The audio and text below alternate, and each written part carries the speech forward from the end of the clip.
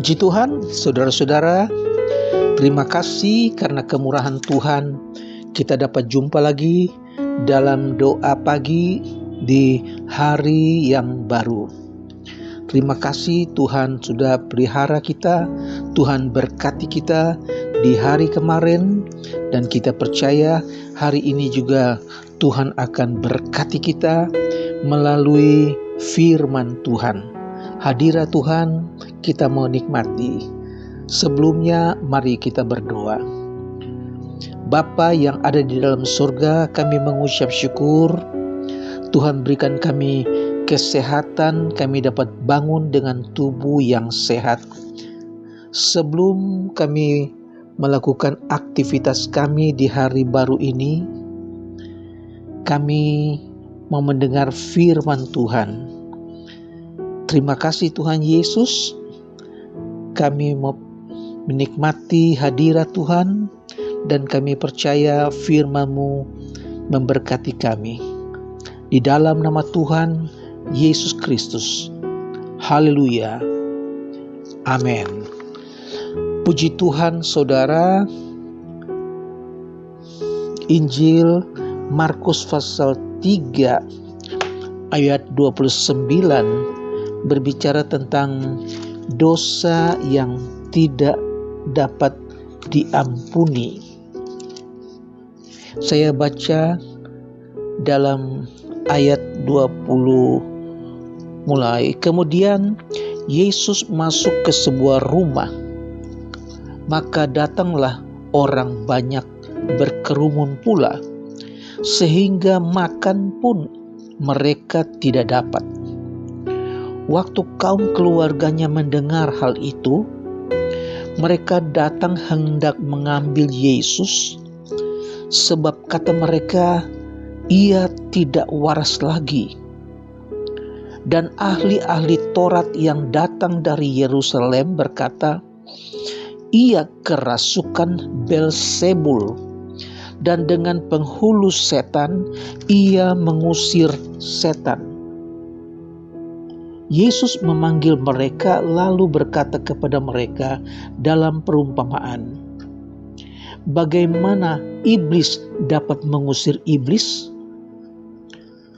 Kalau suatu kerajaan terpecah-pecah, kerajaan itu tidak dapat bertahan.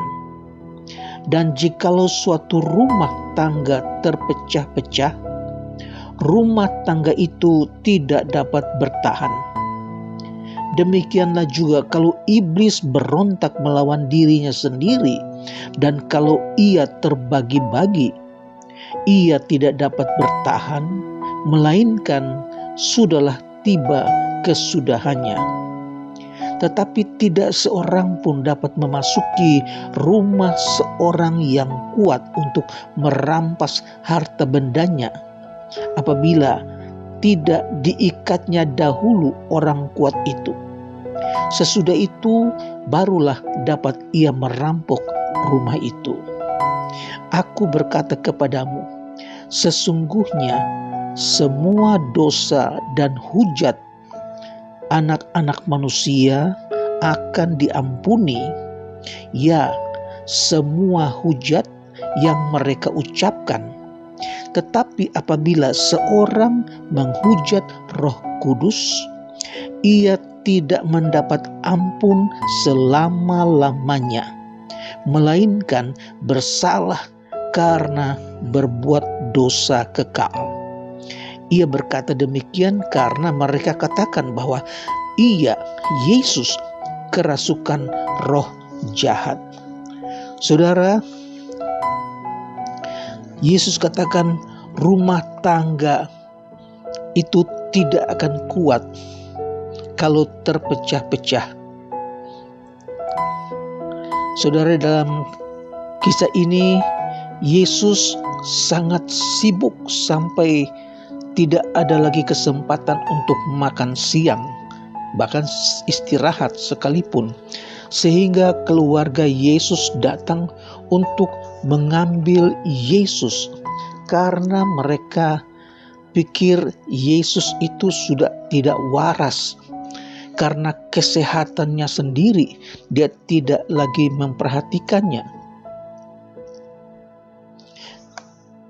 Dan kaum keluarga beranggapan Yesus itu sudah nggak waras, saudara-saudara. Itu sebabnya ahli Taurat mendengar demikian. Para ahli Taurat yang datang dari Yerusalem, mereka katakan, Yesus telah kerasukan Beelzebul, dan dengan penghulu setan ia mengusir setan. Beelzebul adalah nama dewa bangsa-bangsa kafir yang oleh orang Yudea dianggap sebagai raja segala iblis. Bahkan disebut juga sebagai penghulu segala kenajisan. Sebenarnya sebutan itu diberikan kepada iblis, tetapi justru kata-kata yang kasar itu dan keras itu mereka tujukan kepada Yesus. Orang-orang Farisi, ahli-ahli Taurat, mereka mengeraskan hati mereka sehingga mereka melanggar anugerah Allah. Dan ini berarti tidak ada lagi harapan, tidak ada lagi kesempatan untuk mereka bertobat. Yesus katakan kepada mereka bahwa cara berpikir yang demikian itu tidak benar. Masakan iblis mau memusuhi dirinya sendiri? Di sini Yesus umpamakan sebagai satu kerajaan atau satu rumah tangga. Yesus katakan mustahil bagi seorang yang melawan dirinya sendiri dapat maju untuk memperoleh keuntungan. Orang-orang Farisi telah menutup hati mereka terhadap terang dan kuasa yang dapat menempelak dan memberikan keinsafan. Jikalau mereka menolak mujizat-mujizat dan pekerjaan-pekerjaan Yesus, apalagi yang dapat dipakai Yesus untuk menempelak mereka. Saudara, kalau kuasa roh yang digunakan oleh Yesus untuk membuang setan itu mereka anggap sebagai kuasa iblis, niscaya tidak ada harapan lagi bagi mereka untuk bertobat. Segala jalan itu mereka tutup.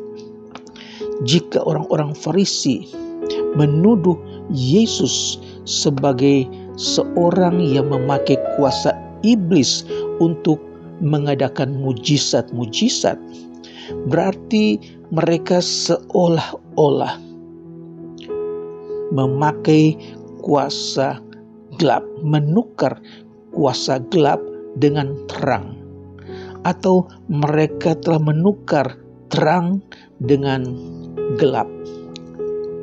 Mereka tidak dapat lagi membedakan gelap dan terang.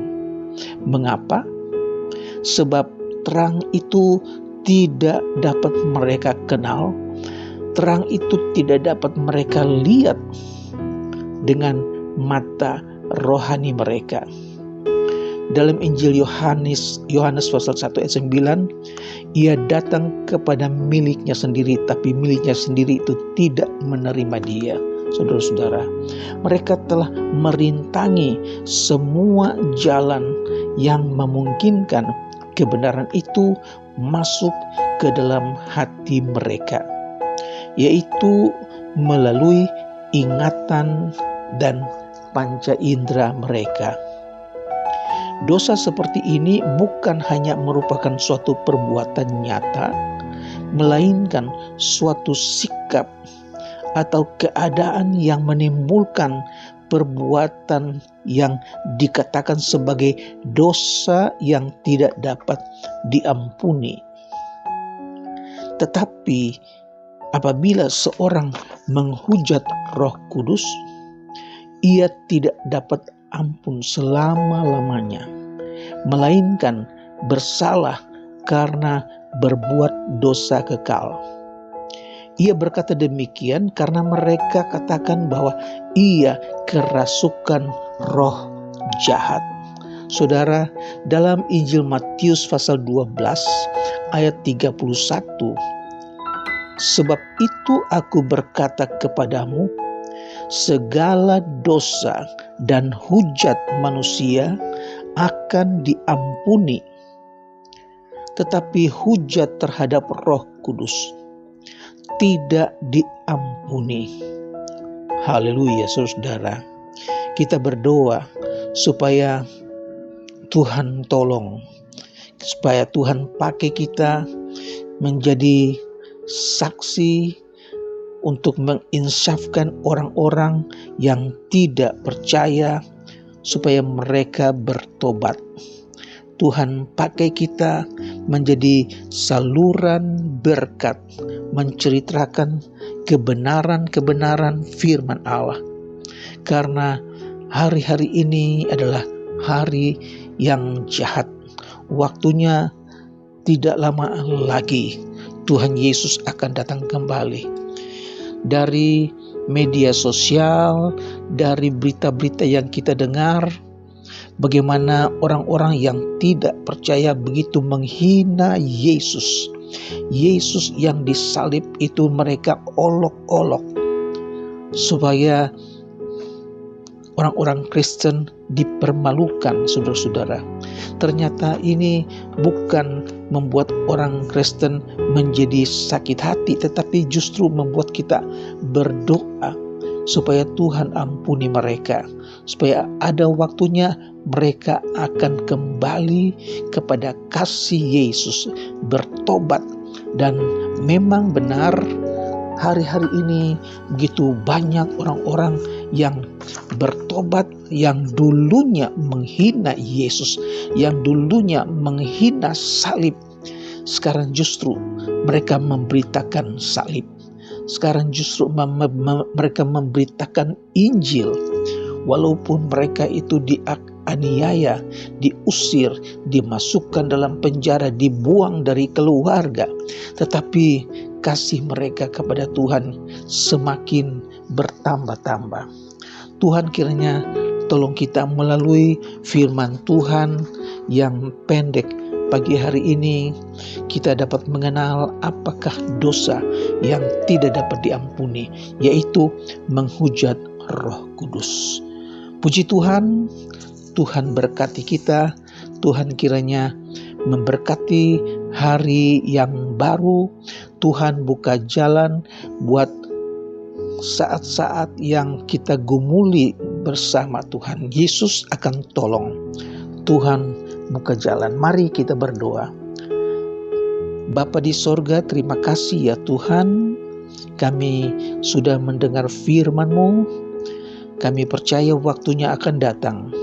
Sebagaimana firman-Mu berkata, setiap mulut mengaku dan setiap lutut bertelut bahwa Engkau Yesus adalah Allah. Terima kasih Tuhan. Kuatkan kami supaya kami tetap setia di dalam Engkau. Terpujilah nama-Mu Tuhan Yesus. Kami berdoa Tuhan Yesus buat saudara-saudara kami yang mungkin dalam keadaan susah, dalam keadaan sakit, dalam keadaan lemah. Tuhan sembuhkan mereka, Tuhan kuatkan mereka, cukupkan segala keperluan mereka. Terima kasih Tuhan Yesus buat hari ini. Memberkati, tuntun kami sehingga hari ini menjadi hari yang diberkati, Tuhan yang dipermuliakan. Terima kasih Tuhan Yesus buat hari ini. Kami mengucap syukur dan kami akhiri saat teduh doa pagi ini di dalam nama Tuhan Yesus Kristus. Haleluya. Amin. Puji Tuhan, Tuhan Yesus memberkati. Amin.